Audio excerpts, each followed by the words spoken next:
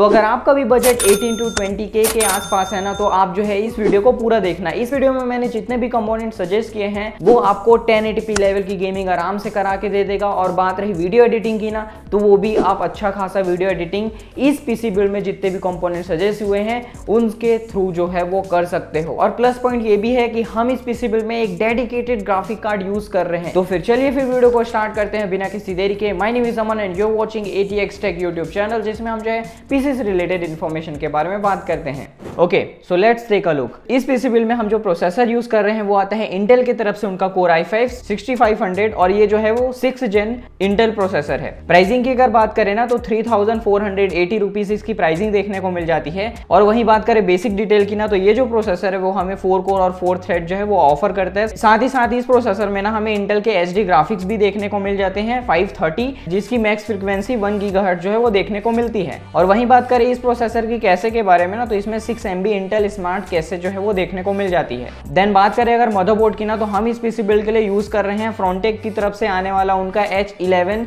Chipset based motherboard, जो कि Intel core i5 6500 के लिए बेस्ट मदरबोर्ड रहने वाला है अंडर बजट। और ये जो मदरबोर्ड है ना वो हमें DDR4 के 2 रैम स्लॉट जो है वो प्रोवाइड करके देता है। साथ ही साथ NVMe स्लॉट भी जो है इस मदरबोर्ड में देखने को मिल जाता है। और प्राइसिंग की अगर बात करें ना, तो 3629 रुपीज जो है इस मदरबोर्ड की प्राइसिंग हमें देखने को मिल जाती है। और प्रोसेसर सपोर्ट की अगर बात करें ना, तो ये जो मदरबोर्ड है वो इंटेल के 6th जेन 7th जेन और 8th जेन तक के प्रोसेसर को जो है वो सपोर्ट करता है। अगर आप इन फ्यूचर अपग्रेड भी करना चाहो प्रोसेसर में, तो वो भी आप जो है इस मदरबोर्ड के साथ कर सकते हो। ओके, तो वहीं बात करें अगर ग्राफिक कार्ड की ना, तो हम इसमें यूज कर रहे हैं MSI का GT 710 ग्राफिक कार्ड, जो कि इसमें 2GB VRAM जो है वो देखने को मिल जाते हैं। और वहीं अगर बात करें इसकी प्राइसिंग की ना, तो 3770 रुपीज जो है इस ग्राफिक कार्ड की प्राइसिंग देखने को मिल जाती है।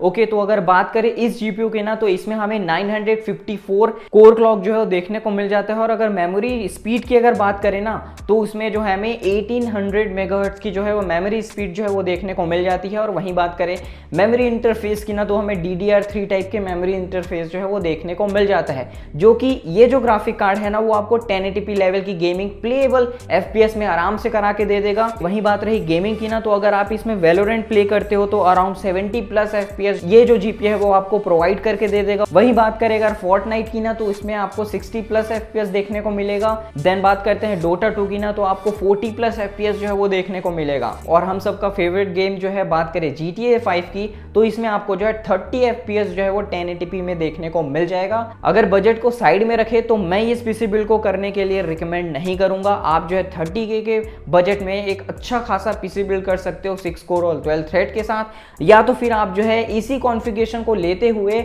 आप जो है GPU अपग्रेड कर सकते हो। GTX 1650 जैसे GPUs को लेकर एक अच्छा खासा पीसी बिल्ड कर सकते हो अंडर 30K, जो कि वीडियो ये है और आप इसे चेकआउट कर सकते हो। ओके, तो वहीं बात करें रैम की ना, तो हम इस पीसी बिल्ड के लिए यूज कर रहे हैं क्रूशियल की तरफ से आने वाला उनका सिंगल स्टिक 8GB वाला मॉड्यूल, जिसमें हमें जो है 2600 मेगाहर्ट्ज की जो है वो फ्रीक्वेंसी देखने को मिल जाती है इस रैम में। और वहीं अगर बात करें प्राइसिंग की ना, तो ये जो रैम है वो 1600 जो है इसकी प्राइसिंग देखने को मिल जाती है Amazon पे। ओके, तो वहीं अगर बात करें स्टोरेज की ना, तो हम इस पीसी बिल्ड के लिए यूज कर रहे हैं Zebronics का SSD, जो कि है Zev SD26, और ये जो है 256GB वाला जो है SSD रहने वाला है, जो कि बजट को देखते हुए हमने इसे कंसीडर किया है। प्राइसिंग इसकी 1699 रुपीज जो है वो अभी देखने को मिल जाती है। और ये जो SSD है ना, इसकी सिक्वेंशियल रीड स्पीड की अगर बात करें तो 550 MB/s जो है वो देखने को मिल जाती है। और वहीं अगर सिक्वेंशियल राइट स्पीड की अगर बात करें तो 400 MB/s की जो है वो स्पीड देखने को मिल जाती है। हम इस पीसी बिल्ड के लिए यूज कर रहे हैं NT Sports का 450 वॉट का पावर सप्लाई। ओके, मैं डिस्प्ले में VS500L शो कर रहा हूं, लेकिन आप जो है 450 वॉट का पावर सप्लाई चूज कर सकते हो। NT Sports का VS450L पावर सप्लाई को काफी अच्छा पावर सप्लाई है, जो कि मैं रिकमेंड नहीं करता हूं ज्यादातर बिल्ड में, लेकिन अभी हम जो है बजट पीसी बिल्ड कर रहे हैं 18,000 का, तो आप जो है इसे कंसीडर कर सकते हो। ओके, तो इसकी प्राइसिंग 2000 देखने को मिल जाती है VS500L की। देन वही बात करें अगर कैबिनेट की ना, कैबिनेट के लिए हम बजट पीसी बिल्ड कर रहे हैं, तो इसलिए हम जो है Zebronics का ही Zoom मिड टावर कैबिनेट जो है वो यूज कर रहे हैं। इसकी प्राइसिंग हमें 1600 जो है वो देखने को मिल जाती है।